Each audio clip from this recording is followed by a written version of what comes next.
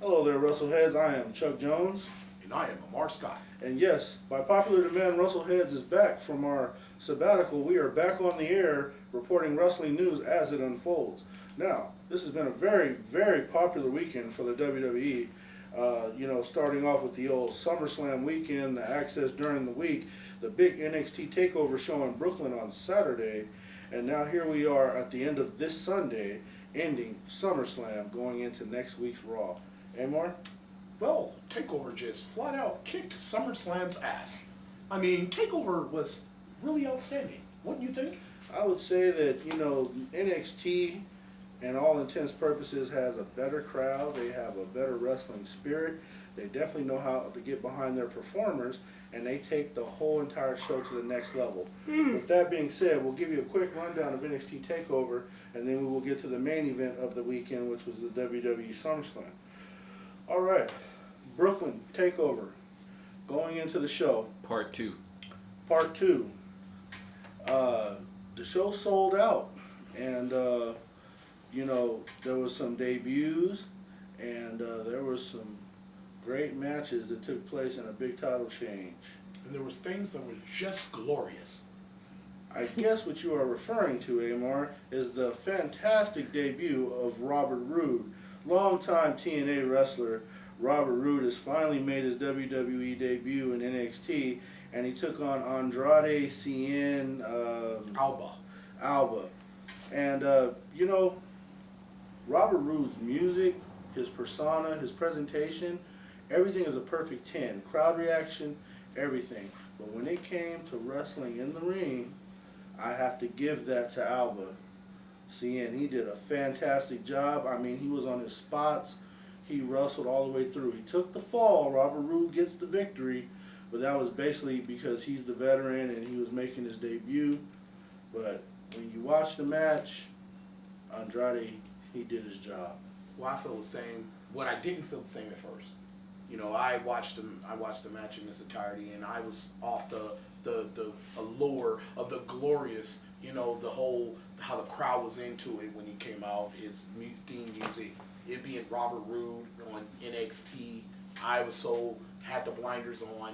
I didn't see the match in its true form. Watched it this morning, seeing what you were saying.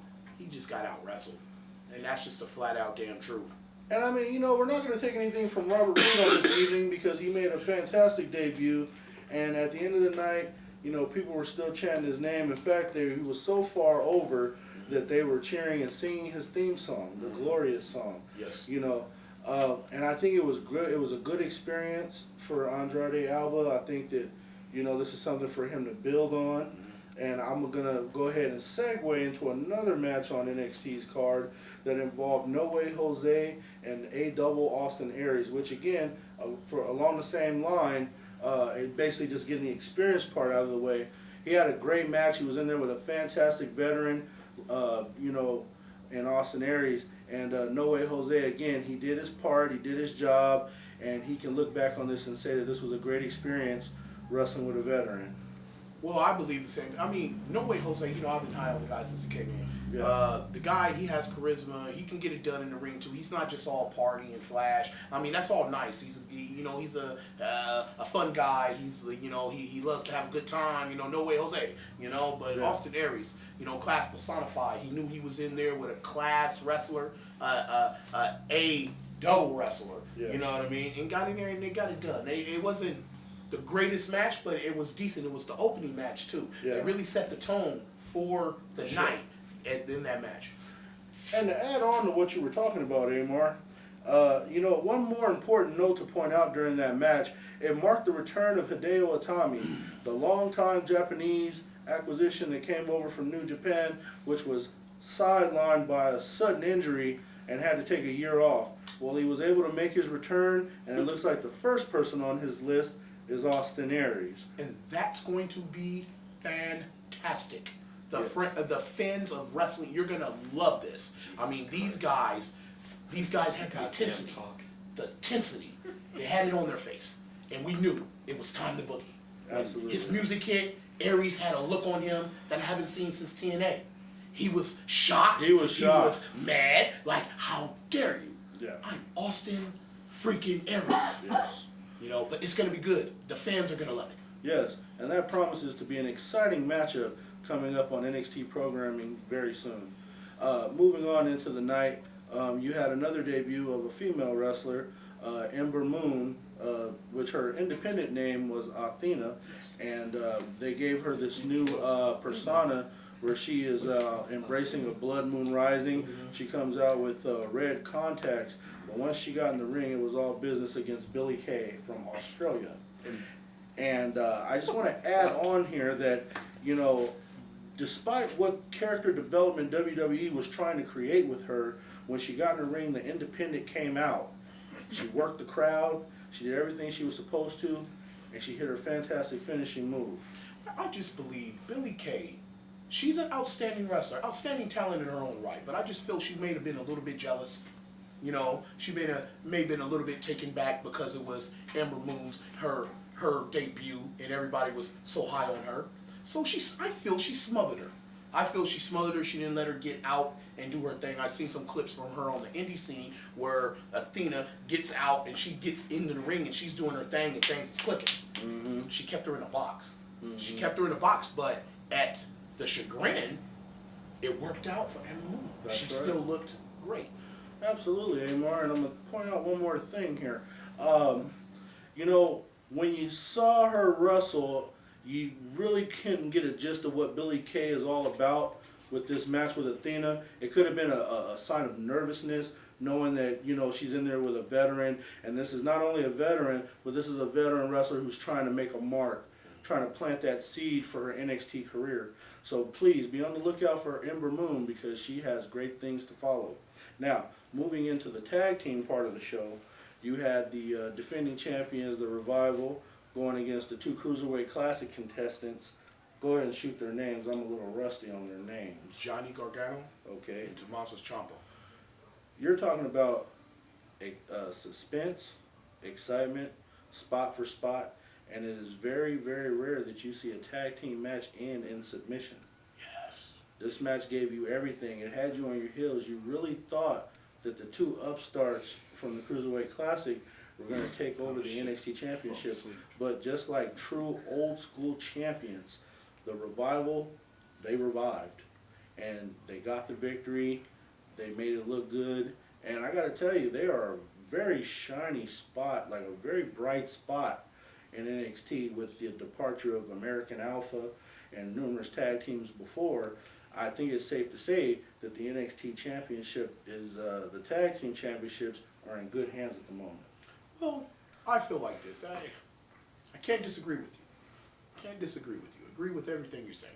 But I also want to add in that I felt the last three matches of the night were 1A, 1B, and 1C.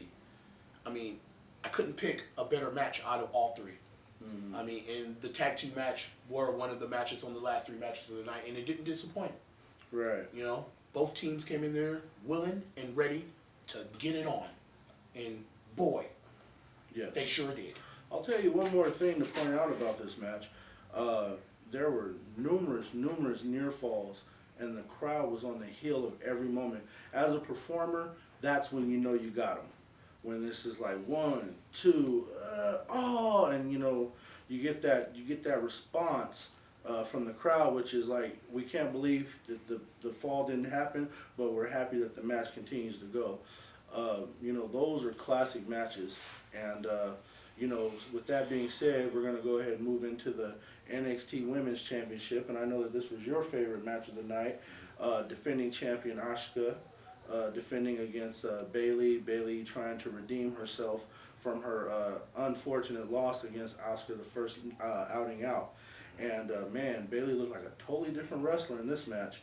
She really took it to the champion. She did everything she could. She pulled out all the stops, and she left it all in the ring. She came up a tad bit short from a swift kick in the head. But, you know, on hand were all of her cohorts from the main roster now. They came down to watch her wrestle, and it looked like that could have been her last match in NXT. Before I hand it over to you, because you're going to provide more insight into this fantastic match, I want to at least say this much. Bayley gave it all she had, and it was a great storytelling match where Asuka, the champion, her job was just to go in, defend, and keep Bayley from winning that championship. She did that, but both of them collectively were able to tell a story which ended in goodbye Bayley. Well, yeah, that, and let me just start off by saying you were right. The match was outstanding, but here's the thing: they had to atone from. It wasn't the match they had at NXT Dallas definitely couldn't hold a candle to this last one. Okay. You know, they had to atone for that because, you know, Asuka choked Bayley out in that one where she passed her, she choked her out. But it wasn't a way to send Asuka off as the new woman in the women's division in NXT. This match had it all, like you said. It had counters after counter. When Bayley hit her with the Bayley belly, even her contemporaries were up thinking that was it. I jumped off my couch thinking that was it. I thought that was it. The match was over. You know, because Asuka had her, was choking her out again. And Bayley was she reversed it and hit her with a Bayley belly. And I thought, okay, she's hit her move, it's over. Asuka kicks out. She gets her back into the choke. She's choking her again. Bayley reverses it again. Bayley comes back at her again, and then, like you said, the kicks. It was just too much. I mean, the match had it all. I mean, it gave me goosebumps. I liked that match. That match was weird. It was really, really outstanding. I really enjoyed it. And you know, it's worth noting also that Bayley is in good hands. You know, I think she's going to do very well on the main roster. But, you know, with that being said, Asuka has definitely taken over that women's division. It's her division. And I think, you know, defeating Bayley in this definitive match, there is no questions or anything of that sort on her. She is now the cutting edge, the standard. She is the lady that all of the other ladies hope to be in the ring with one day. Yes. So, with that being said, the main event of the evening for NXT Takeover, you had your defending champion Samoa Joe defending his championship against Shinsuke Nakamura. High drama. You knew it was going to be an intense match. You knew it was going to be hard hitting. You knew that both wrestlers were going to bring it. And when I tell you that they both brought it, that is an understatement.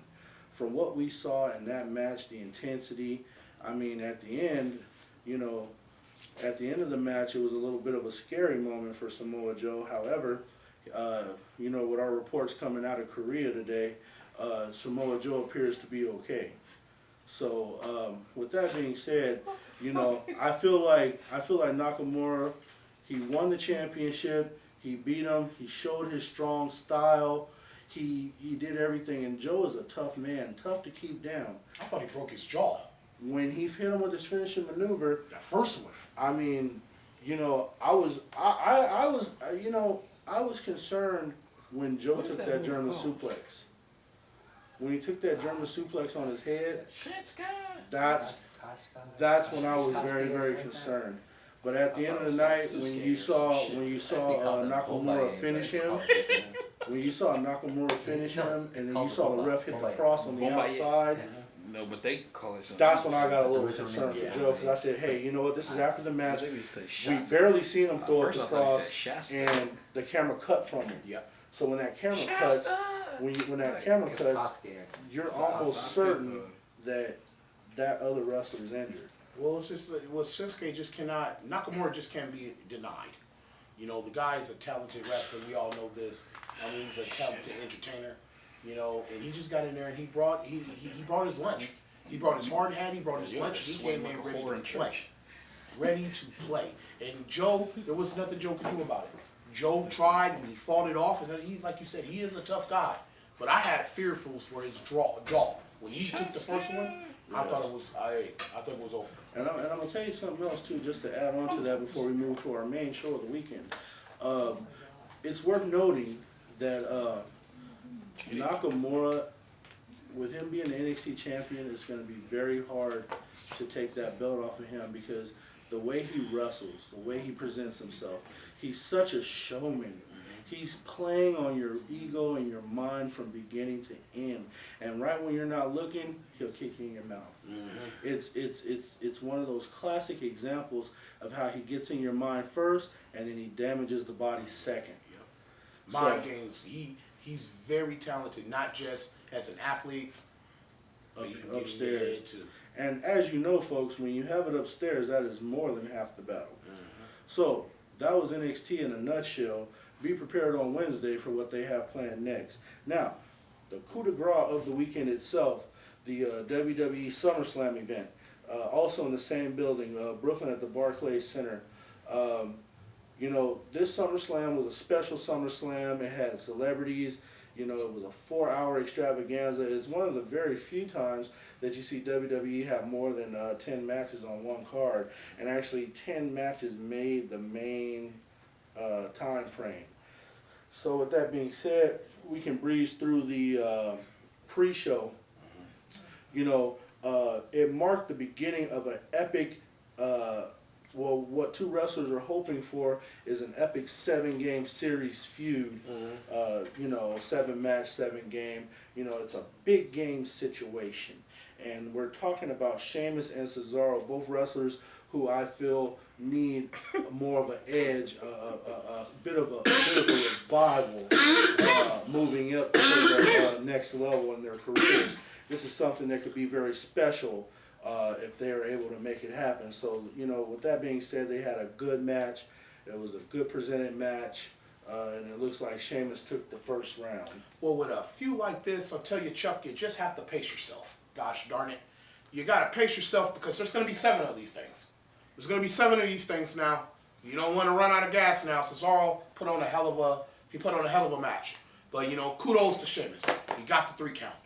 But there's going to be some special things, I feel, coming out of this tournament. And, you know, with them now being exclusive to Raw, because now we are on an official brand split, Yes. the next pay-per-view is a Smackdown pay-per-view, September the 11th, with the old school name of Backlash. So that means that for these 2 Raw competitors, their 7-match series is probably going to be match 2 on Raw tomorrow, and then it's just going to be every Raw after that, probably culminating to the next Raw pay-per-view is where they'll probably cap it off.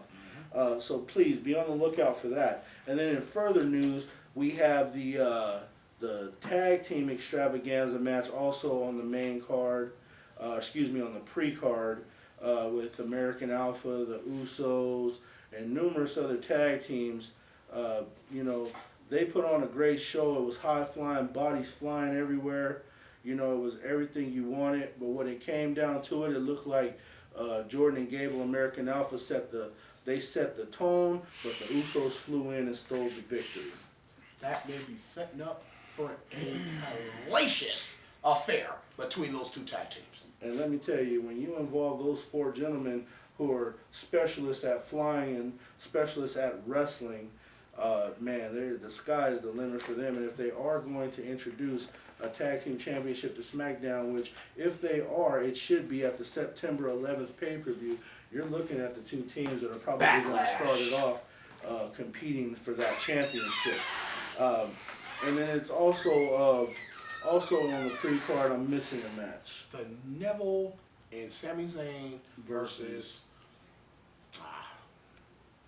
It was Neville and Sami Zayn versus the Dudley Boys. The Dudley Boys. And you know...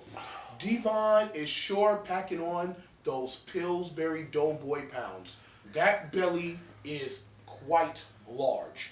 Just saying, because he's been off of TV for a while. So now that he's back on TV, I see it, Devon. I see it. Yeah, Devon has always been in phenomenal shape. I mean, he's always been, you know, the crazy part is out of the 2 in the tag team, and this is a legendary tag team that we are referring to in the Dudley Boys. Devon has always been the one that's been cut, creased, and in shape. But yeah, as of late, you can tell that Devon is maybe heading towards maybe the retirement part of his life. Let himself go. He's enjoying the good meals and everything. But with that being said, Sami Zayn and Neville took care of business. He went from eating at Sizzler with TNA back to the Red Lobster with the WWE. And I mean, it was a good career move for both of them to move back when they did. And if their job is just to go out and enhance tag team talent and help them with the tag team psychology, their services are greatly appreciated. Now, with that being said, we have gone through the NXT Takeover show. We have gone through the WWE Summerslam pre-card. Now, folks, it is the time that you have been waiting for.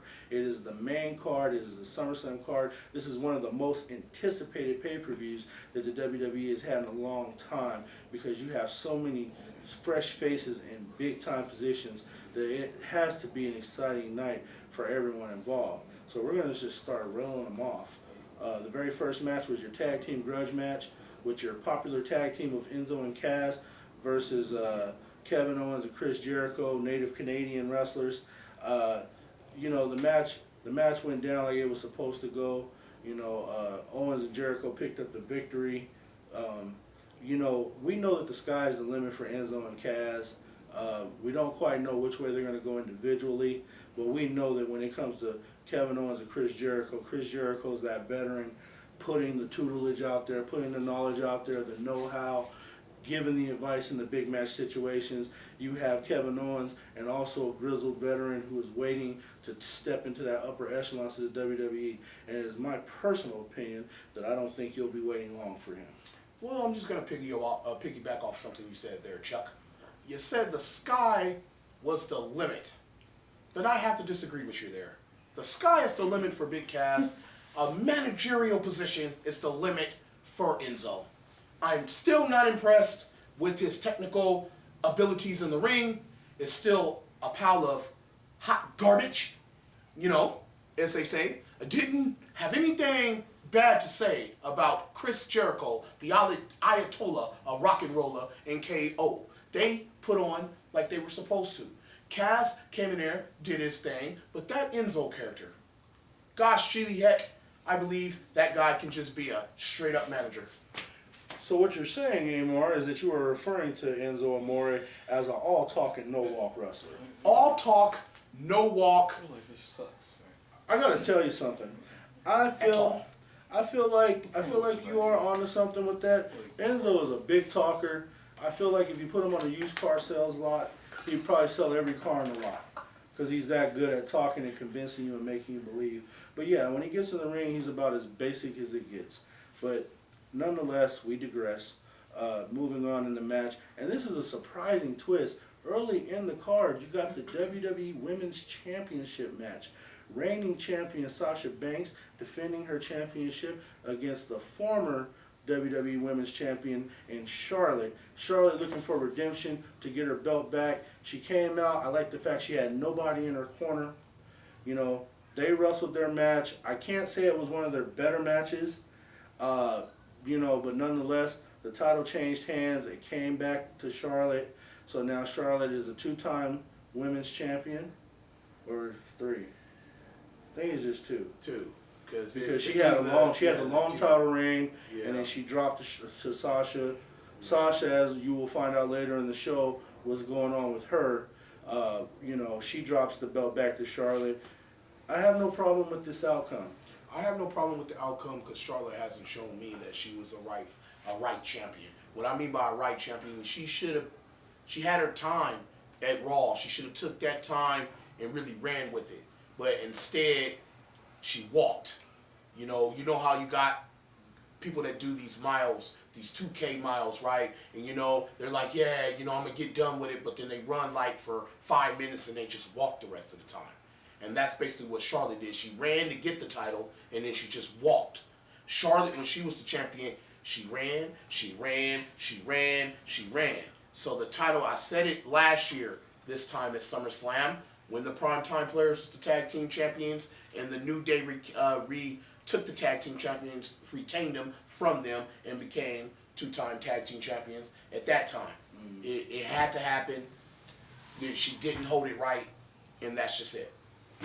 So, with that being said, Charlotte is your new champion, and she's definitely going to take the championship back. Put that, whenever you have a flair with the championship, it's always in good hands. And people know how much I love Sasha Banks, but she didn't hold up her end of the bargain. She sure didn't. It was a big pile of shit. A big pile of shit. And the good thing about Sasha Banks is that she can take this as a learning experience. For she is only 24 years old. She has some issues with her hair every now and again. We can get those issues sorted out, and we can get more seriousness on the championship. And also personal conduct outside of the ring, that she's going to have to work on as well, which we will bring up at the end of towards the news and notes section of the show. Maybe she was hanging out with that Adderall that everybody's doing. And that appears to be some kind of a thing going on with these wrestlers. She might have been off the peyote. But we're gonna definitely dove into that a little bit later on in the show. Now, moving further into the SummerSlam card, you have the Intercontinental Heavyweight Championship match. The reigning champion, The Miz, defending against newcomer Apollo Crews. And I gotta tell you, from what I saw from Apollo Crews, this kid, he's oozing championship. He's got the power. He's got the high flying. He's got everything that you would love to see out of your wrestler. I don't know too much about his talking because he didn't get to talk very much. He can't talk. He can't talk. He's not all that great. Okay. He's working on it. Just put it that way. Well, he's gonna have to get that part of his game together. But I was, the match could have been better. Why I say the match could have been better? Because Miz could have made it a little better because he didn't do shit. I'm sorry, Miz didn't do shit. Apollo Crew did he did everything in the match. It was Apollo Crew wrestling a mop stick. He could have been in there against the Brooklyn Brawler. You know what I mean? He could have been in there against Iron Mike Sharp. It didn't matter. He put on a good match, and the Miz was just there. Well, it's very important to point out too that the Miz is the grizzled veteran here, and he did his job building the matchup and getting the people to understand the ramification of the Intercontinental Championship and what it means. Now, his performance in the ring, for the whole game that he talked going in, again, it was all talk and somewhat of a walk there. Hey, I got a question. But the Miz, was that Apollo Crew in the Scooby-Doo outfit? Who was that? That threw Miz in that van? If anybody knows, please let me know. Yeah, I'm not sure because I didn't get to see that. I'm still, I still rack my brain over the unsolved mystery of Samoa Joe being thrown in the van in TNA. So I gotta handle these things one thing at a time. But the Miz retained the championship. He is still your Intercontinental Champion. We don't know if the feud is going to further at Backlash, but we'll definitely be on the lookout for that. Now, SmackDown's their next match, AJ Styles versus John Cena. I mean, this match had everything you wanted from their first match that you expected. This was something that, AJ and Cena, as long as they've been in the business, with all of the success they achieved, they still went out there and they put on a fantastic match. It was great from beginning to end, good moves, good spots. They finally, AJ took it. AJ went over and took care of it. And he got the victory over John Cena. It looks like John Cena may be going away for a while. But nonetheless, AJ Styles looked powerful. He looked strong. And I think at this point, it is hard not to argue why that man shouldn't be named #1 contender on Tuesday. Well, I agree with you right there. And I'm a furthering. Look, there's a common denominator, and I'm just going to throw it out. Chris Jericho at WrestleMania, Roman Reigns twice, you know what I mean? John Cena twice. There's a common denominator in all those matches being good. AJ Styles. AJ Styles. This dude, fantastic call. That was the match of the night. There was no match. And and how much I love the universal type, the two guys in those matches. Hey, this match, hands down, stole the show. Stole the show. It actually was a good match if you really paid attention to it. This match, but it stole the show. But the worst match of the night, we're gonna get to that before the main event. That was hot garbage. Didn't even give him time to wrestle. This match between AJ Styles and John Cena, I think is also important to note that this looks like this is the end of their feud. And it's been a fantastic run. As a fan, being able to sit back and watch these guys over and over just feud with each other, good war words, we want to beat up John Cena, the matches, and ending your feud on a match like this, they deserve a standing ovation, which they got at the end of their match. Now, moving on into the card, the WWE Tag Team Championships. The New Day, defending champions, long-running champions, against Gallows and Anderson, the Doctors now. And, this was a match of complexity. It started off with Kofi Kingston and Xavier Woods. Big E Langston was still injured and he wasn't back yet. And, they had a celebrity cameo from Jon Stewart defending the New Day, introducing them and bringing them out. It didn't look good to me. But the match went on, and it was a good match, culminating with the return of Big E Langston, helping and assisting his team, the New Day, retain the tag titles. Now, yeah, so nonetheless, the New Day are allowed to keep the championship, but the way it went down, you could tell there's going to be a rematch. Now, there were a lot of rumblings. We got a lot of emails in here after that match saying what the heck just happened. We all expected Gallows and Anderson to walk out champions. Maybe the WWE has something else brewing. Oh yeah, typical WWE, right? Drop the straps on Raw because they don't have a pay-per-view coming. You know what? You might be onto something there.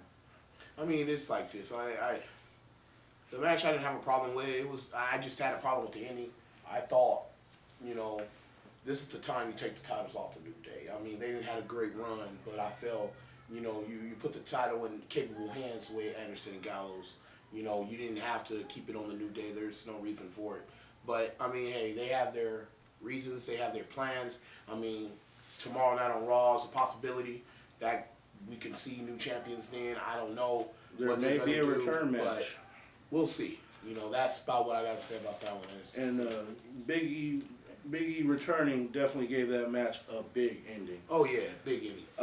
Now, one of the main marquee matches marketed for this show, the Smackdown WWE Championship, reigning champion Dean Ambrose versus Dolph Ziggler. This match had a fantastic build-up. It was basically two gentlemen trying to compete in a war of words as to what the other went through to get to the position they're at, just to get on this main stage. And, the match went on. It was a good match, but there were some timing issues in the match. And I feel like, those two probably deserve another shot at it. But with AJ performing the way he did with Cena, yeah, it'd be kind of hard to say that for another match we're going to go Ziggler and Ambrose again after what AJ did against Cena. You want to add something to this? No, basically, hey, I agree with you 100%. So, the thing is with their championship situation, which we will see unfold on Tuesday. I do have to go and watch that match over. I didn't give it its proper attention, so I have to go watch it over. Right. So, nonetheless, Dean Ambrose, he dropped Ziggler on his head. One of the worst dirty deed finishing maneuvers I've seen from that guy since he's been in the company. I don't know if that was Ziggler selling or Ambrose just saying, you know what, I'm done with this match, dropping him and putting him away. But he walks out champion. He retains his championship. Now, in a twist, we have this 6-woman edition tag team match. Now, this match originally was supposed to be Carmella, Becky Lynch, and Naomi versus Natalya, Alexa Bliss, and Eva Marie. All red, everything. Right. So Eva Marie's been playing this storyline where they pretty much don't have her working yet, maybe because she's not ready to wrestle yet, and then she stumbles along and gets herself suspended, which we will go over the suspensions in the news and notes section or of the maybe show. she just stumbled along in Roman Reigns' room with that Adderall. Nonetheless, there is definitely some substance issues going around the locker room. They're partying. They are partying. They took advantage of that negative and they turned it into a positive by bringing in Nikki Bella, who was coming back off of injury. The crowd welcomed her with open arms. It was good to see her. It was good to see those cakes and those boy shorts. We haven't seen it in a long time, and she looked fantastic coming out. Okay, let's just, just to But like one of our esteemed colleagues, JR, said, he was looking for some real pop with this Nikki Bella. This Nikki Bella came out, and what's the first thing she does? Let me do a suplex, because that's what Nikki Bella does. So with that being said, I would like to also mention the standout in this match was Becky Lynch again. Man. The self-proclaimed last kicker from Ireland. She went out there and she was cleaning house. She was wrestling all three of those women and beating them all up by herself. She put on a fantastic performance. I would like to see where they go with her if SmackDown introduces a women's championship. And I do need to put in this. They need to get Naomi out of that acid trip get up. You don't like it? No, I don't. They just put her in it. Give me the booty shorts. Okay. Show the assets. They give me this acid trip gimmick. I don't know. I'm tripping out. I'm watching it and I'm tripping. I'm tripping, dude. I'm tripping. I did like that new running kicking move that she came up with. No. I'm not talking about her abilities in the ring. I'm just talking about. You don't like the outfit? No. There's a lot. But I do like. She's been doing that run kicks for a while. I haven't seen it in a while. Well, she's been doing it for a while, but there's been a lot of things she's been doing for a while that she hasn't really perfected. But she's getting better at her moveset stuff. So give her that. What the WWE did was they went ahead and gave Nikki Bella the finish. She debuted a new move because she's not doing the what is it? The rack attack. Yeah, she's not doing that anymore. Now she's doing what looks like a TKO type of move. So she went ahead and finished Carmella with that, and they got the victory. Now, you got 3 matches left, folks. Please bear with us. Well, really, 2 1/4. Okay, we'll get to that too. Now, you finally get a championship for Raw.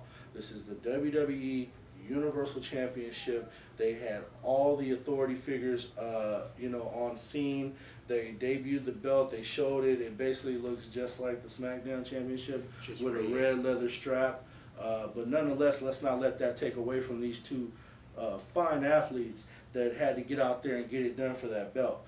You got Finn Balor, who is on a record pace from coming up from NXT to jumping into the #1 contender to now bringing out the Demon to now main eventing with Seth Rollins, who has already been established as the WWE's premier main event wrestler. This dude called The Rock hot garbage on First Take. Said Goldberg was way past his prime.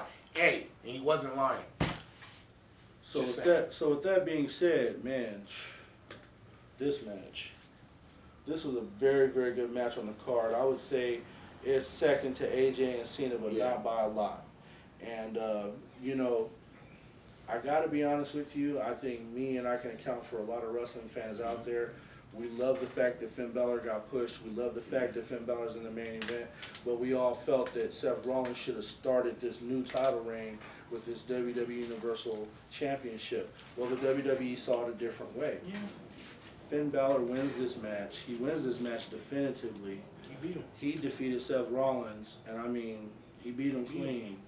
So he is your new breaking ground with this new WWE Universal Championship. We're going to see how this picture develops on Monday Night Raw tomorrow, because best believe that's going to be the big storyline going into tomorrow's show. I thought Seth Rollins. I thought, Finn Balor coming up.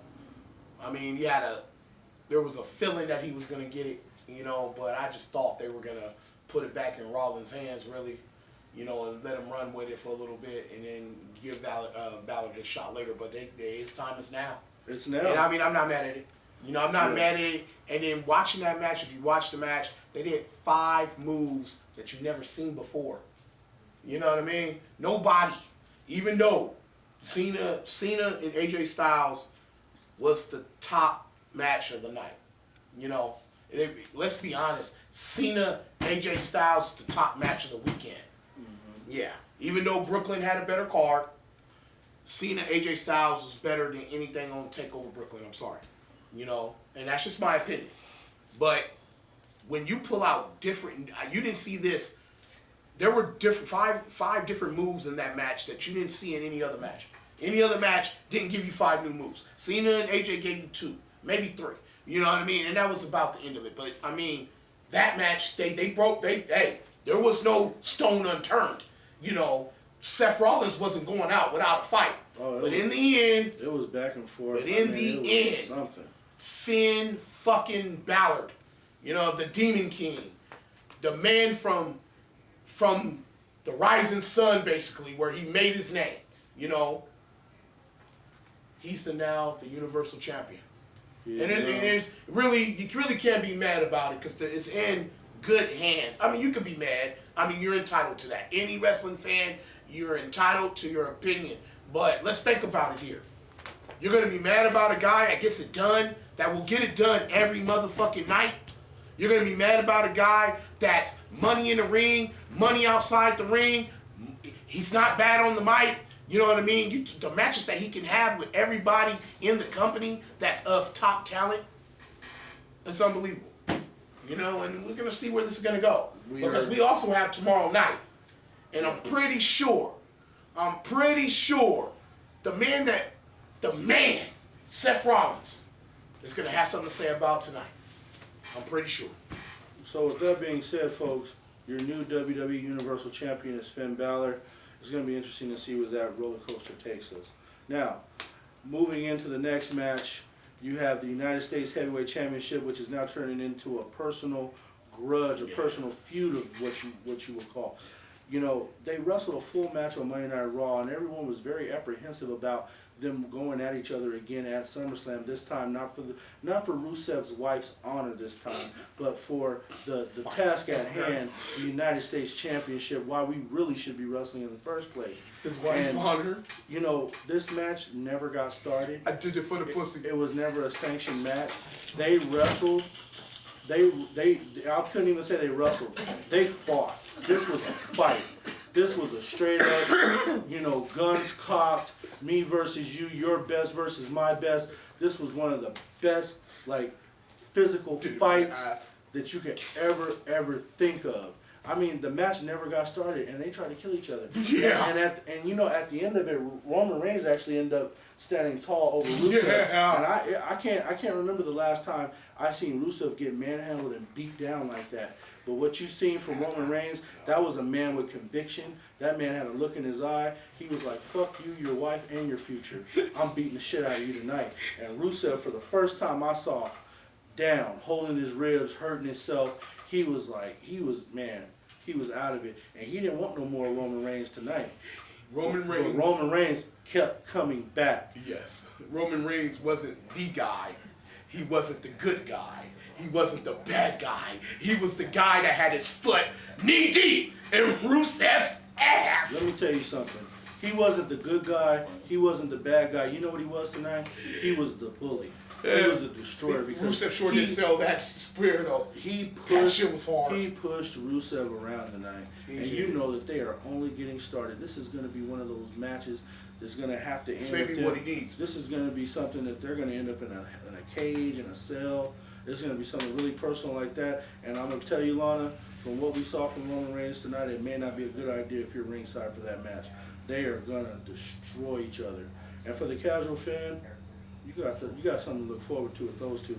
I think, you know, what we saw tonight, this is bigger than the United States Championship. It is this is some real personal stuff going on between these two.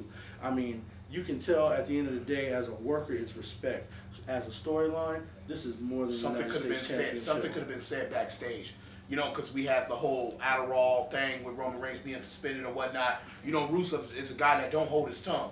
He could have straight up told him, "Hey, man, I gotta waste my time with you." Exactly. He could have said some BS like that, and Roman could have been like, "All right, motherfucker," you know what I mean? And he'd go out there, and he went stiff. And I also want to say this too, though, because I need this to be on camera as from our previous broadcast.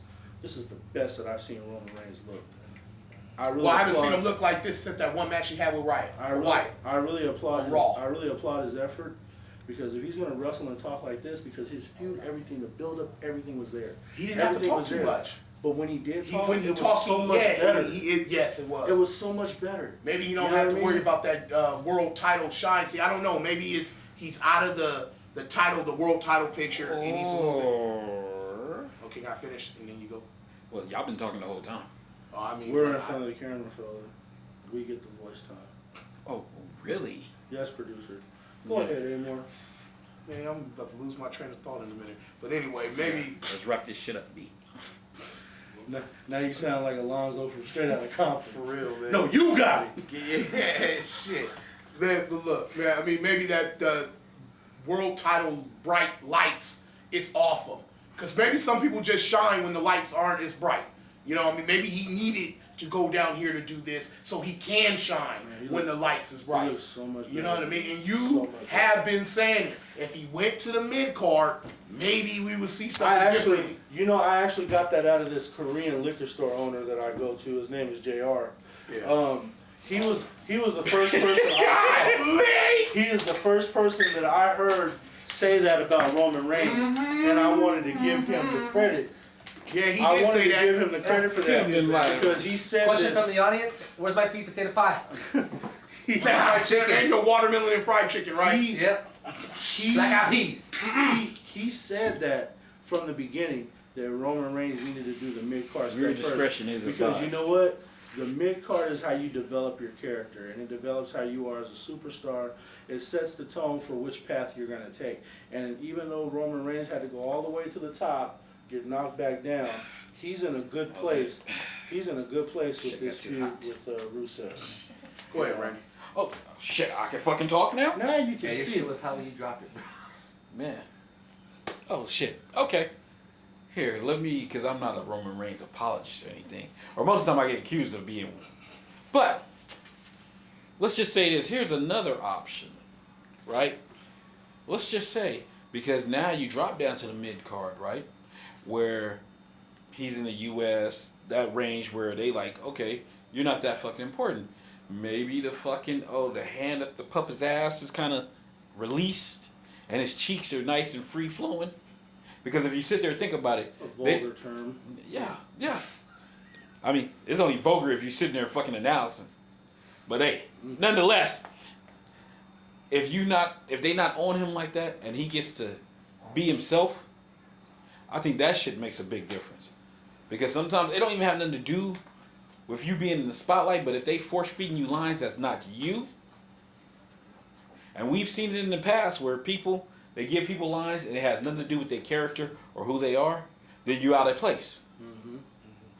I think they're still feeding him lines. He looks so much. I don't know what it is. I think it's they letting them do their shit offhand, and they like, okay, we're gonna be him. Yeah, they like, okay, we're gonna let you do this. We're gonna let you be the Samoan badass that we know you can be. Man, I'll tell you, he hasn't looked more badass. How come he can't be the white badass? Because isn't his mother Caucasian? You know what I mean? You know, hey, we down the rock for not being black. Don't let Roman Reigns just give up his Caucasianness. Jesus Christ. You know what I mean? We're going down this road. I'm just saying. This was like a year ago. You know what I mean? I'm just saying. We don't want. I think we did this. We know the Rock ain't all black. And he ain't black. So what does that have against Roman Reigns? But it all just work. But okay, if you want to bring that up, sure. Here, I'll play along.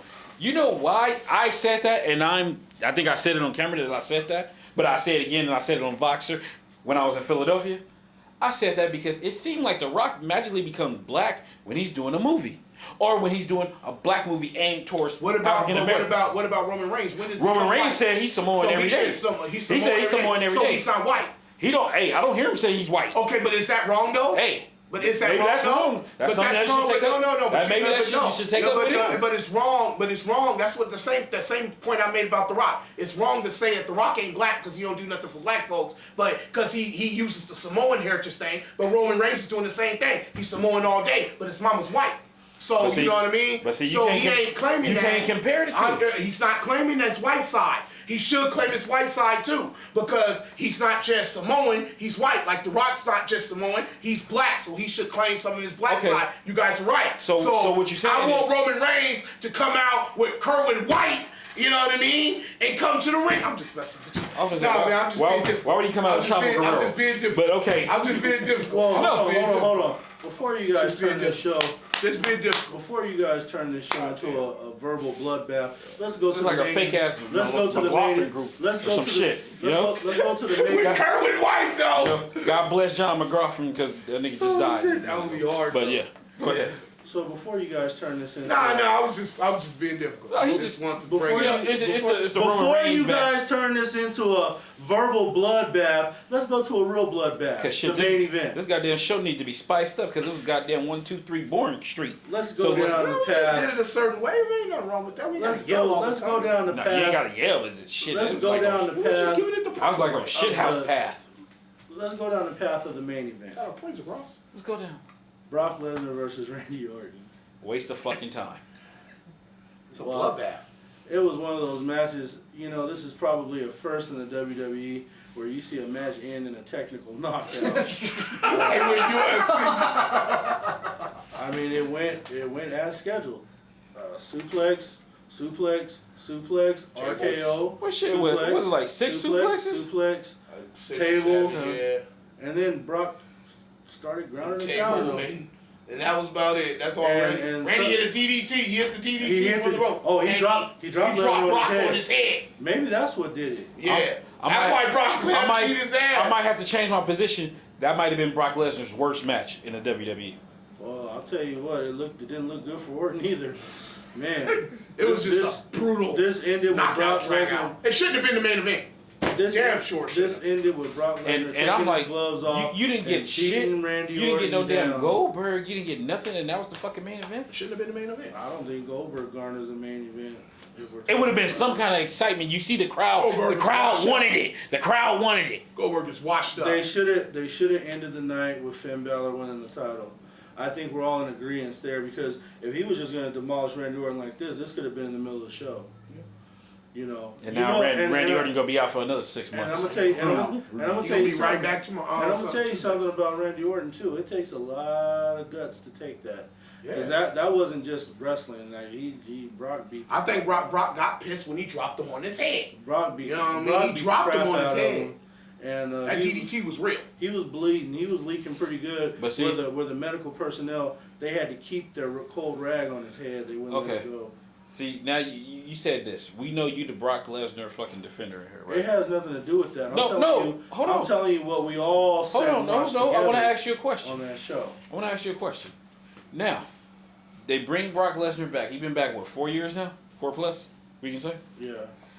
And to me, the man's making almost $7 million or close to $7 million a year. Mm-hmm. Now, for value's sake, is it in good value that you bring somebody back just to kick the people asses that you're probably going to depend on a daily for somebody that's wrestled 3 to 4 times a year? Because, I mean, truly, if you're going to go in there and fuck people up, I know the people in the back is eventually going to get pissed, and they're going to be like, you know what? It's time to sock this bitch in his face. And there's a couple guys on that roster that ain't afraid to fight Brock Lesnar. And that's why I I don't said, think- and that's why I said, like, I think Brock Lesnar, what he been doing lately, going off script, because I think there ain't no way in hell the WWE will say, even Randy Orton fucking delicate ass will say, oh yeah, go ahead, fucking go straight elbows and crack me open. Put Titus O'Neil in there with him. I don't think he's afraid of Brock Lesnar. Well, You know what I mean? we all have to remember here that this is not a matter of fear. This is common sense. Okay? I don't know why they allow Brock to do that to wrestlers. I don't think Randy Orton deserves that on Someone's his gonna get pissed. I don't think Randy Orton deserved that on his first night Great back. question. Like his first night back, he didn't deserve that. You know? He didn't deserve it at all. So I don't know. On his 8th night? He deserved it like 2 months from now. He deserved to be. Well, we all know that there have been times in his career when he did deserve that. Oh yes. But- he but- deserved I it. know tonight- Kennedy wanted to give it to him. But tonight definitely wasn't one of them. Yeah. I mean, I don't know, Randy. That's a question you would have to ask Mr. McMahon. None of us No, I here- wanted your opinion because you're a Brock Lesnar fan. I personally, I have no problem with what Brock Lesnar's doing. Are you? That's okay, that's that that's was what my they question. that's what they Mhm. brought. That's what they brought him in here to do, though. They I was brought gonna him. ask you. Are you? I don't think cool you with brought what him in he's there doing? to fuck up people. They brought him in here to destroy people. But see- whether it's right or No. wrong, that's what they brought him in Okay, here to do. but see, then you ask yourself this question. You bring him in there to destroy people, right? To kick ass, to be this fucking UFC badass, right? Mm-hmm. But I'm like, at the end of the day, what's the fucking value? Because to me, and you can look at the numbers, all the time in the 4 years he been there, late ratings was low, attendance was low, Pay-per-views was low. I think all that shit. Hold on. I think the value Hold is on. high. Hold on. I wasn't done. Wait Oh, till I'm done. I'm sorry. The producer talking. So when the producer's done, you can talk. Okay. Now. Oh yeah, you know I was gonna get your ass back. No, it's cool. Dick and balls. Go ahead. Go ahead. I don't know what the Go ahead. fuck I no goddamn dick and ball. Go You ahead. sick fuck. Go ahead. Okay. With that being said, I was just giving you my figures. Go ahead. shit, you can keep your fingers to yourself, son. Dick and balls. You sick fuck. Yeah, Anyway, man. like I was saying, but if you sit there and you think about this shit. It's catchy, isn't it? Go ahead, get a shirt made. Dick and balls. This is the dangers of being in front of a live studio audience. But and then you got They're already corrupted. Then you got a live wire on the fucking camera. There's nothing we can do. But anyway, We've already got them. what I'm saying is, And those sweet potato pies are on the way. oh Jesus, Oh, thank you. So, brother. No boom boom with so brother. You know Tubuku. You know Tubuku. too much stuff going on. Orders for sweet potato pies and kung pao chicken All and right, shit. go ahead. Back But to the numbers with Brock and everything and how you feel it's not valuable. Go for it. No, what I'm saying with that is, to me, when you bring somebody that back like that, I'm not saying Brock need the job to everybody, but the dude need the job. And I don't want to hear jobbing to the Undertaker is going to bring value because he's another person that's even less than Brock. So, and then you get Triple H, another person who's there who wrestles less than Brock. To me, that's not bringing no value. And if just say like Randy Orton, right? If he would have did the job for Randy Orton, it would have been fucking cool. Of course, Brock is he's finna go off, magically suspended. You probably go see him tomorrow. They're gonna say you're suspended for putting your hands on a fucking official. Blase, same shit they did last year And Randy or the could've- fucking year before that. Orton could have did what he's saying. Basically, Orton could have did the job for somebody else. Exactly. You know what I'm saying? It's paying it forward. Yes. That's my the point, problem. yep. That's my problem with the whole Brock Yes, Lesnar that- shit. Man, that's I'm like, up. I get it. They wanted him to be fucking champion. And the scary part is how they setting him up. He's coming after Finn Balor's ass next. Shit. That's what's going to be next. That's scary. See, y'all sit here, take your victory that Finn Balor won tonight. Yay, Finn. Yeah, he got an F5 in his fucking future. Or and the sad thing, his little ass, I don't think he can survive Suplex City. Unless Rollins takes the title before they get there. Well, you know, So I would like to see Rollins. I don't know, because with Rollins with Finn Balor being the new champion, Yeah. you're gonna have to let him run with it for a minute. Okay, I got you. Yeah, Because run with it for a if while. you take it off of him that quick like that, it demands it. man, I don't know what kind of precedents you setting with that. well, this is what I can say, gentlemen. Go ahead. As everyone in here is concerned about the Brock Lesnar issue. You see, the thing I'm is, concerned about the racist issue, but okay. well, I just said the fucking pies were on the way, you know? Now, here's the You thing. didn't say anything about the chicken. You can't have it all. And I want it all.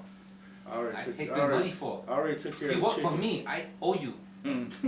So anyway, here's the thing with that. I don't think you guys have to worry about Brock Lesnar going back to the championship picture.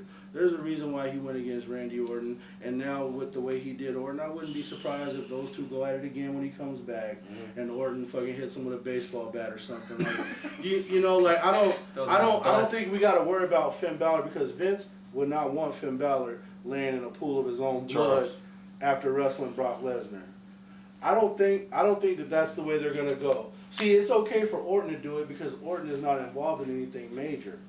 You know what I'm saying? And look at the people that you mentioned. The Undertaker, Triple H. No. These are people that are not used or depended on in major storylines. But see, when he went against Rollins and Reigns, those are wrestlers who are used in major storylines. Who he brutalized. I don't think that they personally want him going against because your wrestlers like your Seth Rollins, your Finn Balor's and stuff like that, just like what you saw tonight, they're more important. They're used for something else. Why would you have Brock Lesnar beat Finn Balor and destroy him for the title? I get what you're saying. Finn Balor is going to take you into the next. You talking logic. You talking logic like when we all sitting around thinking. You're not talking Vince McMahon logic or Triple H logic. I know, but I'm just saying. Because you know I don't why? think that's going to go down. Because you know why? They have some kind of hankering because they look at Brock Lesnar as this huge star. Now they have a brand new title which they want to get Brock Lesnar's name on. That's what's going to happen. Because at the end of the day, At the end of the day, you see Finn Balor. Finn Balor's that guy. And they fulfilled their contract to him like, hey, we're going to push you, and we're probably going to put a belt on you. Contract fulfilled. Now, they're going to get to do what they want to do. Because remember, Brock Lesnar is oh my God, he's just a genetic, he's a multi-superstar athlete. He does UFC, he does this, he does that. Let's put the belt on him. Even when they put the belt on him before, it didn't make no sense for somebody being there. You didn't see the champion for like 4 months. But they put it on him because they felt like it made good business sense. And what I'm telling you is, it's a sad thing, and it's already been talked about. They already been talking about it. That Brock Lesnar is finna touch that belt again. Because you know why? They have to make up. Because people forget all this shit with Brock Lesnar. He only had, before he came back now, a less than 2 year WWE career. Then he was gone. How they tell them fucking stories, you would have figured Brock Lesnar wrestled for 10 years in the WWE. It was only 2 years, and compared to what, the 4 now, he got like 6 total fucking years. It's not about how long you wrestle, it's what you do with your impact. If you make an impact or not.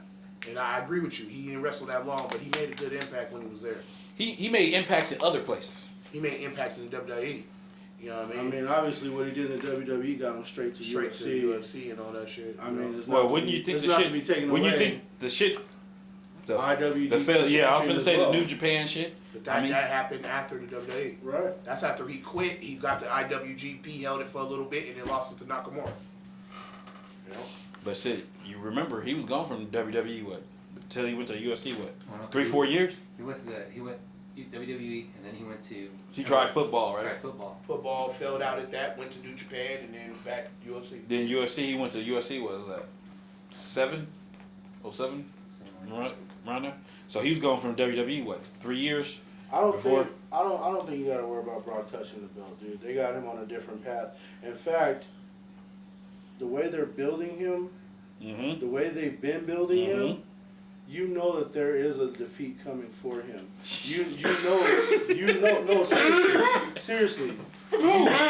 I don't know. Papa Shango? I don't know. Shit, I'm but sorry. You know what? They made this motherfucking magical. Right, but for everything that he's done, he's gonna have a big defeat coming from the next person they want to put up. And here's the thing: they got Balor with the title.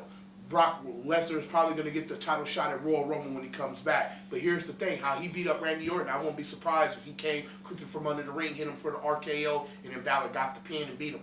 You know what I'm saying? He will get beat. And that's going to set up there probably Mike or Goldberg or whoever the fuck. Somebody's interfering. Where I disagree with you with that shit, beat him plain. With the Randy Orton shit, he fucking brutalized Randy Orton. It might be, that's the end of that. I'm just saying. When you see somebody get he did the same things to Triple H like that. He did the same thing to Triple H. No, John Cena got the fall and he beat the shit out of John Cena. See, he so-called broke Triple H's arm. But you remember, hey, after that goddamn with John Cena, right? You talking about them fucking he gave him 16 suplexes? No, I'm talking about beforehand. No, the first match. After John Cena got the victory, but it was by disqualification or something? He beat his ass. But see, that's when he first came back. John Cena. We talking 4 years ago. Now, I'm talking about now since they done built him up running through niggas like a hole in a train. Now, with that being said, he brutalized Randy Orton. The Randy Orton chapter is over. That shit was done tonight. He beat the dog shit out of him. Like, Randy Orton's not gonna come back. Do you want another piece of him? No. It's that type of shit. I think a defeat. It could go either way. Elevate somebody. It could go your way, like you said. But here's the thing: he beat him so bad. Why wouldn't Randy Orton come back and get it with him, like a bat or something like that? He'll have some kind of weapon on him. You know what I mean? It could go either way. We didn't see it happen before. Have you noticed? Have you noticed with Brock Lesnar? Have you noticed? Even the studio audience can say something. When Brock Lesnar brutalized somebody, you don't see that again. It's like John Cena against fucking Brock Lesnar. We saw it again. We saw Brock it Lesnar suplex his ass from an inch of his life. But you never saw it again. You never. When did they go? That's what I'm saying. We saw that. That was the second time. The first time he brutally beat him after WrestleMania at that pay-per-view, and John Cena got the disqualification, and he got brutally beat. That 16 suplex shit went nothing to that beat that he took. I don't know about that. He was busted. He beat him with a chain. He was beating his head in. What are you talking about? Cena got to have offense in that match. That second match, it was no. But you talking about the brutal. That was a brutalized. The brutality of the match. He beat him up with a chain wrapped around his head. Shoot. So here's a question. Here's a random question. Now, when Brock Lesnar went to New Japan, you said it was Nakamura that took the belt from him? Yeah. That's what we're talking, right? But didn't he beat Nakamura for the belt? No, I forgot we beat. But you know what? There you go. By then, Nakamura will be on the main roster. Strong Style versus Brock Lesnar. He's seen it before. He's seen it in WWE. They're no strangers to each other. Yeah. I don't know if Brock will take that shit now. Well, I mean, Nakamura took everything Brock gave to him, and Brock gave to him when the first time they fought. That was in Japan, and it was tougher than what this was in Japan, where they don't care if you die, bro. Yeah. They'll just scoop your ass up, move over for the next they in match. America now. I know. Where Brock Lesnar is the treasure. I'm gonna tell you, man. No, but what I'm saying is they were beating each other's ass. Yeah. Nakamura don't give a. He's not afraid of him. That's why I'm saying there's a lot of guys. I think a defeat's coming for Brock. There's some guys on that roster that don't mind getting in there with Brock Lesnar and let him try that shit. They built him up this high just so they can elevate. Put him in there with Samoa Joe. Samoa Joe ain't gonna back down from his ass. He's gonna give it to him just as raw. See, you gotta ask yourself. You've been saying that he's going on 5 years. When? Yes. See, that's why I said that's when your little theory go right to the shit house. Maybe it's Rusev. Maybe you never know. Could be Rusev. Could be somebody. You never know. Someone is going to definitively beat Brock Lesnar, and they're going to beat him clean. Because you know what's going to happen, Chuck. But in that victory, it's sooner or later, their career. Sooner or later, to where immortality. And this the shit like when Hogan body slammed Andre. Okay. And he went into immortality. That's not realistic. Whoever definitively beats Brock Lesnar and keeps him down, true. they're gonna go into immortality. But see, you gotta ask yourself this question. People's gonna get frustrated with Brock Lesnar. People are already frustrated. No, I'm just saying. You sit here and think about the drug test and shit, and then not only that, motherfuckers is beating people's asses with no. Basically, you can't do shit to him, and he's just running through your ass. Eventually, motherfuckers gonna sit there and say, you know what? Why are we doing this? Because this shit's not helping us. Well, it ain't today. Okay. Well, with that being said, the drug use. Go ahead and dive into the news and notes. Yeah. Ain't no fucking news and notes. Give us all the. Y'all fucking said it. Give us all the wrestlers on the WWE Mental Report. You got because what? You got what? Del Rio, Paige. We don't know what them two is. Eva Marie came out and said her shit was Adderall. She had a fucking prescription. Yeah, but that's what they all say. You know what I mean? That's a drug addict saying, "Oh, I have a prescription." This, that, and I don't believe that shit. But shit, you know, everybody's doing it. Yeah, everybody shit. in there is doing it. But see, that's what I'm saying. It's like, what's that? A attention deficit drug or something like that? I have no idea. I think it's something like that. But I mean, but a lot of these kids are snorting it. That's their new drug of choice. That's what I was trying to say when we were talking about this stuff. That ain't no pop for medicine. These cats are breaking that stuff down. I know because I got friends, women and people that do that shit. They break that shit down and they snort it like cocaine. This is what the kids are doing. They're snorting it. They're not popping them. Well, I don't think these old fucks doing that shit. I'm just saying they want to get high. No. When I mean by kids, I mean the younger crowd. We're in our 30s. I'm talking about cats in their 20s. This is what they're doing. I'm telling you, this is what they're doing. They're breaking those prescription medicines. That's why they're having those. Why do you think they're starting to come out with those PA commercials about mind your mans? Because it's got too goddamn out of control. It really has. This 10 years ago, they weren't worried about it, but it was happening. But now it's gotten out of control where they're like, oh my God, mind your mans now. You know what I mean? I don't know. These people are bad. See, I don't know what. See, that's a real concern. See, we don't know what Del Rio got popped for. We don't know what Paige got popped for. And what it sounded like they said is not the same thing. They each other got popped for. Yeah, that's cool. So when it comes to what Eva Marie right now with the fucking attention deficit disorder drug, which we think that is. Yeah, that's what it is. But after a while, it's like the WWE. You popping all these people, and they talking about more people getting popped. But see, they look bad when motherfuckers sit there and say, "Oh yeah, Brock Lesnar didn't get popped." That's Kellerman sure did ask that problem. You know, and he right. They did ask that shit on first take. They put that shit out there on fucking. Wallace tap danced around. Yeah, He sure I mean, did. and Rollins shouldn't have to answer that shit. But yeah, that's why they he should put have. it back. They should have. Clean. Yeah, they should have somebody answer that shit. Yep. And see, when they come out with that stupid fucking shit that they said because Brock Lesnar's part time, then somebody gonna come out and say, okay, if he's part time, he's making $7 million. You putting this dude over. You putting major marketing shit behind him. Then everybody else gonna start saying, you know what? Fuck it, I want to be part time. Because that's gonna be the next thing. The motherfuckers, especially, you think about it, the motherfuckers that's on steroids that they really want, here, let's give them a part-time contract. They ain't gotta get tested. Yeah. Well, then what's Rob Van Dam excuse? He only smokes the peyote. Because, hey, you know what I mean? No, like because to me, because you sit there and think about it, like with UFC, right? They fight. Most of them only fight once a year. Yeah. Twice a year, maybe. Sometimes 3 times. Maybe. Yeah. But you think about somebody big like Brock Lesnar, they probably fight once a year. One big super fight, middle of the year, bam, that's it. And they go back to spend the rest of the time training. True. Yeah. And that's what I'm saying. Yeah, it's usually 1 or 2 times a year, depending upon if another fighter gets hurt and they need him to step in or stuff like that. Because for the most part, if most of the motherfuckers is big, let's just say like the Conor McGregor shit, right? That just happened. You know? He fought, him and Nate Diaz fought, twice a year? And the first time was just fucking a sub. Yeah. Diaz was subbing, right? No, McGregor was subbing. For the first fight. The first fight, McGregor subbed. No, Diaz subbed on that. Yeah. They noticed, no, McGregor was supposed to fight somebody else. Diaz subbed in. Yeah. Diaz subbed. Yeah, because that's when Diaz was holding their ass for money. Yeah, he took the fight on the left. He was like, hey, you need me. You need me. Bam. But Diaz is smart. He wasn't making no money. He was just giving his face up. Like he said, if you watch, that was a good interview that they did with him on, I think it was ESPN. Or maybe UFC did it, but whatever the case may be, you know, on whatever. He, like he said, he's only in the money fights now. I mean, him and his brother's one of the best fighters in the world. And he got a big ass suspension for peyote.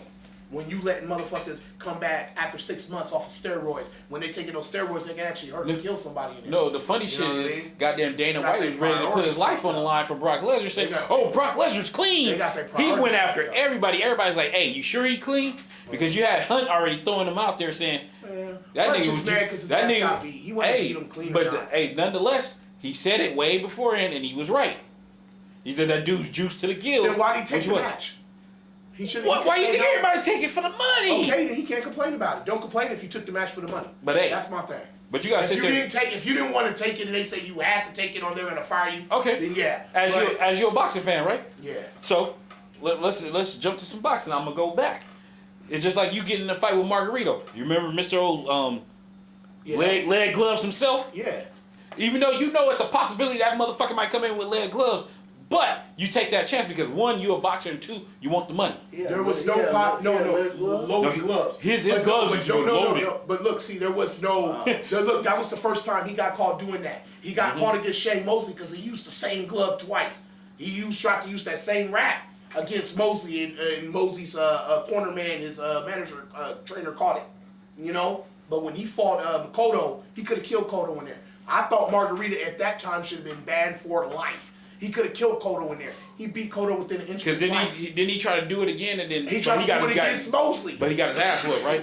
He got caught before the match, had to fight him regularly, and Mosley beat his ass. Yeah. And then he came back and fought Cotto like 2 years later, and Cotto beat his ass. You know what I mean? Now, this is without a loaded glove. I mean, because I remember I seen that shit. Margarita is having problems now. Antonio's got eye problems where it's fucked up where he can't see out of one of his eyes, where if you come with, that's why he can't catch a fight.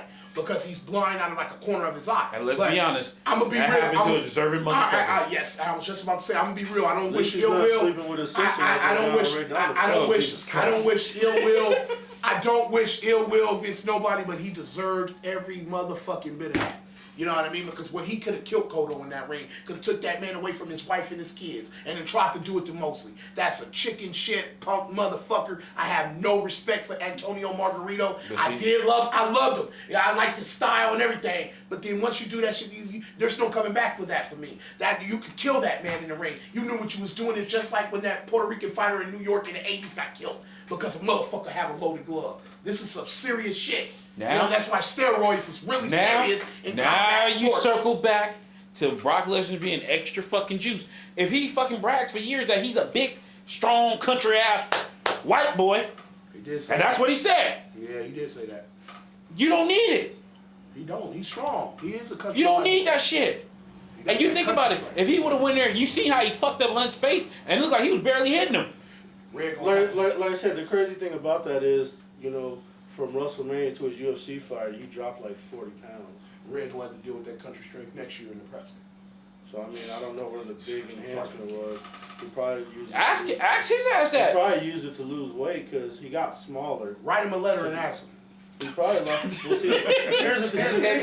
Yeah, see, here's the thing. I'm not concerned about it. I'm just messing with you, man. You know what I mean? But for those who are, I'm racist.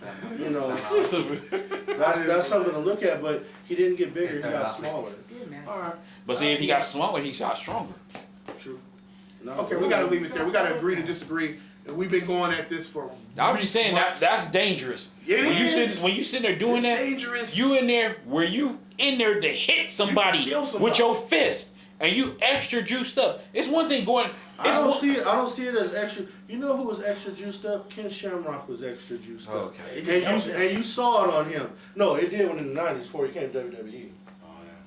That's somebody who's extra juiced up. Mark Coleman. These guys where you see the shit. All because you see it. I think Brock Lesnar is hard to see. Because the dude, you think about it, you've been seeing him for 15 years. Huge. The dude went huge as long as we've been seeing him. But he had to get small for that fight. But you see what happened to Rocky IV with the Russian. You can ruin your career. Jesus Christ. Hey, man. Rocky was the same after that. Okay. Never had a sanctioned fight. Next. Before we in the 80s, she could get it, but then when Flavor Flav started hitting it, that was some wrinkled ass. Man, she was rough after that. But in the 80s on Beverly Hills Cop and Rocky IV. Oh yeah, she was. Hey, high five on that one. Come on, not a low five, high five. Yeah, she could get it. She was able to get it. Man, on that Beverly Hills Cop too. They talking about getting it from 80-year-old Bridget Nielsen. Hey man, I would jump back. I would jump back. She was bad though, right? Hey, I would jump back in a time machine to go back to Red Sonja. Oh yeah. Oh yeah. You forgot Cobra. That's what her Stallone met. Stallone. Yeah. But I love that Red Cobra. You know what I mean? Well, she was Conan's homegirl. What else you got? Because I'm done. I got it. Yeah. That's why I said the next thing, I wanted to touch on, because we've been going back and forth on the Cesaro factor. Oh shit. Yeah. Well, Randy, you can go ahead and take that one. No, what I'm saying is you seen the start of the fucking Best of the 7 series today, and it was a cool match. You said you had a good show today. No, right? I'm saying that, but I'm saying if you sit here and look at it in the future sense, where I've been trying to point out to y'all, like where he could be in trouble because you've been doing a good job of pointing it out. You're goddamn right. Now, where you can see this future crop every day, 4 times a day. They don't even know fucking 4 times a fucking day. You don't even know it, bro. I don't even get on fucking Voxer like that no more. The point is, where you see the goddamn future coming up, where Cesaro needs a manager. It's fucking well known. He needs a manager. Where you got the Kevin Owens sitting in the wings, the Rusev sitting in the wings. Fucking now you see somebody that leapfrogged him like in Finn Balor. That's a leapfrog. Finn Balor was barely, what they said, 2 years. I think that's even a stretch. Because I don't even think he was in NXT 2 years.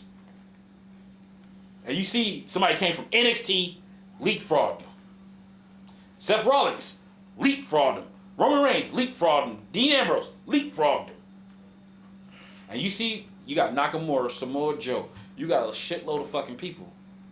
Now, as I've been saying, what would you suggest, other than the manager, what can happen, make Cesaro go to that next level? Because, I'm sorry, it's fucking red alert right now. What would it take to get Cesaro to the next level? Because, hey... Besides the manager, right? Yeah, besides the manager, because there's a lot of Cesaro fans, even like on Wrestleheads pages and other fucking pages, where people always say, give Cesaro a chance. To me, personally, he didn't have a lot of chances. I think to but get... when you... Oh, go ahead. No, go ahead. You got it. Go ahead. No, my answer is pretty simple. No. To get Cesaro to the next level, someone in the back just has to write it out for him to win the belt. What you got? basically, hey, that's it.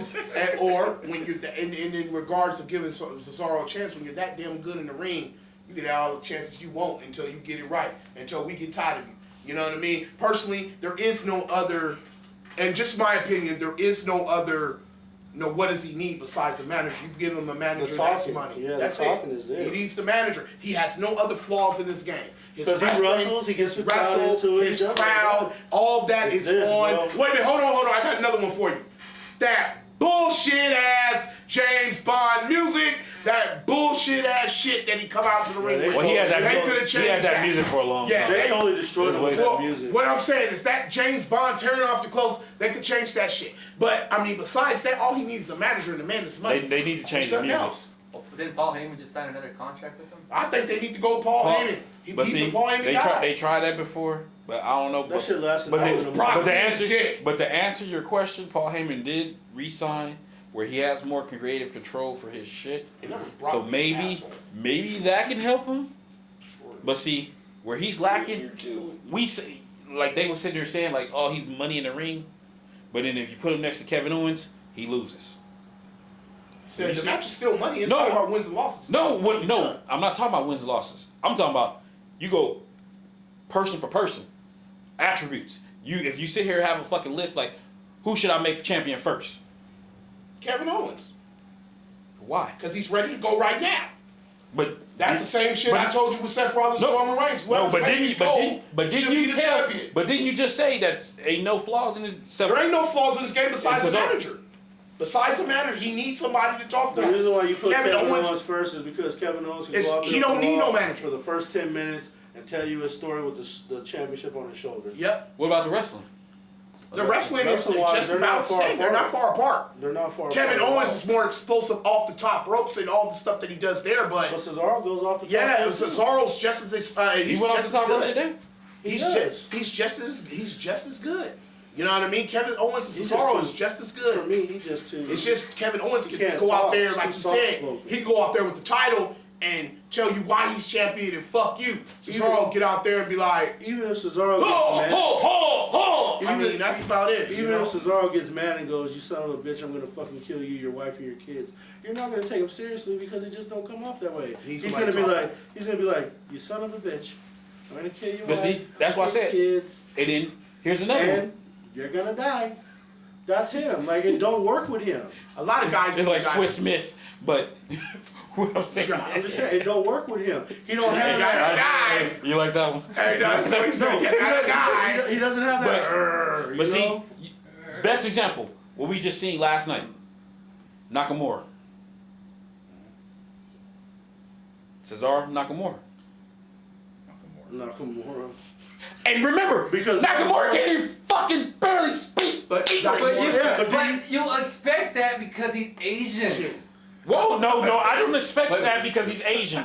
That'd be profiling, sir. And that's what I don't do really well. Hold on. I expected him to know English. I expected him to know English. And Nakamura can't really hold a conversation with nobody like on the ring, but his skill is that good where it's like, you don't need it. This is the thing though.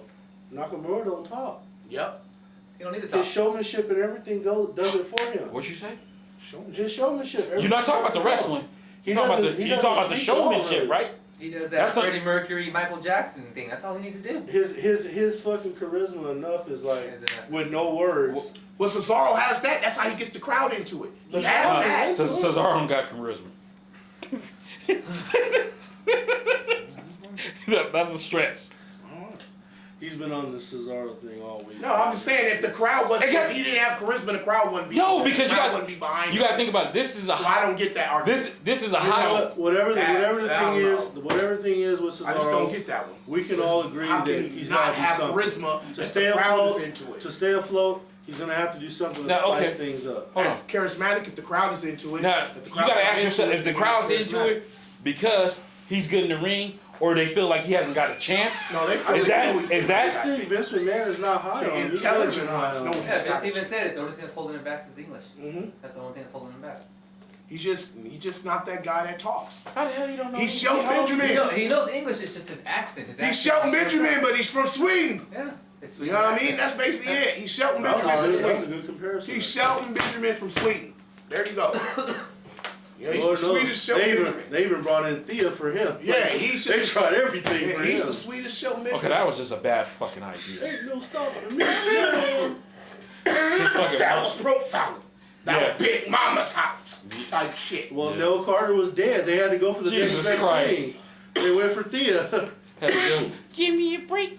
Yeah, come on, give mama a hug. All that shit, that was pathetic. You know what I mean? She had The like only- some big it's not 44 J's. what I'm saying is because I bring these shits up because it's the posts that people talking about up there. It's not just what I'm talking No, about. I understand. I It's the understand what you're post saying. because you got all these people talking about give Cesaro a chance, and I'm like, motherfuckers need to sit there and think about it. Like that dude didn't have a chance. But Like, I don't know what they're talking about. But Randy, Randy, but let's be honest Yeah. though. You got to be honest with yourself about this. Tonight's match for the Universal Championship. If you put Cesaro in there with Finn Balor, it's money. If you put Cesaro in there with Seth Rollins, it's money. The build-up will be shit. now you got to ask yourself this question. Because he can get in there and do the suspense Yep. and have the crowd All that. hanging. He just The can't 1, build it 2, up. No, but all. see- He's got that. But see, you say that name. You think you could put Kevin Owens with Finn Balor? You can put Oh, because it happened already. too. yes, Now, Yes. can you put Nakamura with Finn Balor? Because it Yes. happened already. yes. But they were in NXT together. So, what makes him more dispensable than others? He can't sell They're himself all verbally. good, man. I mean, that's the thing. And the that's- ones that need to and worry that's- is the ones that can't talk and and really that's can't wrestle. But see, Those the but ones see, that need to work. but see, what you resting on that is, them that time is starting to run out on them people.